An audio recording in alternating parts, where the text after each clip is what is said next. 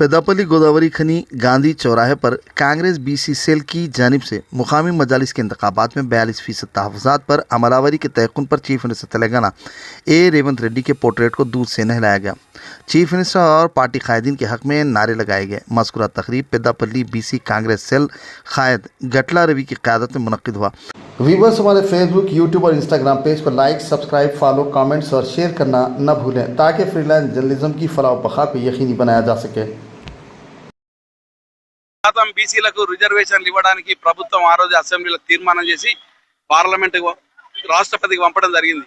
కానీ ఇంతవరకు కేంద్ర ప్రభుత్వం కానీ రాష్ట్రపతి కానీ దాని మీద ఎలాంటి నిర్ణయం తీసుకపోవడంతో రాబోయే రోజుల్లో స్థానిక సంస్థల ఎన్నికలలో ఎట్టి పరిస్థితుల్లో ఇచ్చిన మాట ప్రకారం 42% రిజర్వేషన్ ఇవ్వాల్సిందే అని దానికోసం నిన్న కేబినెట్ ఆమోదించి త్వరలో ఆర్డినెన్స్ తీసుకురావడానికి కూడా కాంగ్రెస్ ప్రభుత్వం సిద్ధమైంది.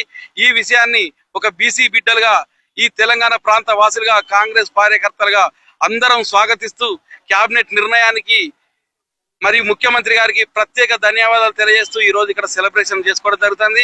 ఏదైతే ఎన్నికల సమయంలో మాట ఇచ్చిన దాని ప్రకారం బహుజనులకు సంబంధించి మరి ముఖ్యంగా బీసీలకు సంబంధించి 42% రిజర్వేషన్ ఇవ్వాలని ఇచ్చినటువంటి మాటను కాంగ్రెస్ పార్టీ మాట ఇస్తే మడమ దిప్పదు, వెనక్కి తిరిగి చూడదు, ఎంత దూరమైనా పోతామని చెప్పి ఇచ్చినటువంటి మాటను నిలబెట్టుకునే విధంగా రాహుల్ గాంధీ గారి నేతృత్వంలో ఏర్పడినటువంటి రేవంత్ రెడ్డి గారు కానీ ఆ రోజు మేనిఫెస్టో కమిటీ చైర్మన్ గా ఉన్నటువంటి శ్రీధర్ బాబు గారు ఇవాళ బలహీన వర్గాలకు సంబంధించిన అంశాన్ని మేనిఫెస్టోలో చేర్చి ఇచ్చిన మాట ప్రకారం ప్రభుత్వం ఏర్పడ్డ 18 నెలల కాలంలోనే ఇవాళ చరిత్ర పుటల్లో ఇవాళ చిరస్థాయిగా నిలిచే విధంగా సువర్ణ అక్షరాలతో లిఖించే విధంగా ఇవాళ 42% రిజర్వేషన్ ఆర్డినెన్స్ తేవడాన్ని కాంగ్రెస్ పార్టీ బీసీసీఎల్ పక్షంగా మరీ ముఖ్యంగా రామగుండం నియోజకవర్గ పక్షాన హృదయపూర్వకంగా ధన్యవాదాలు తెలియజేస్తా ఉన్నాం.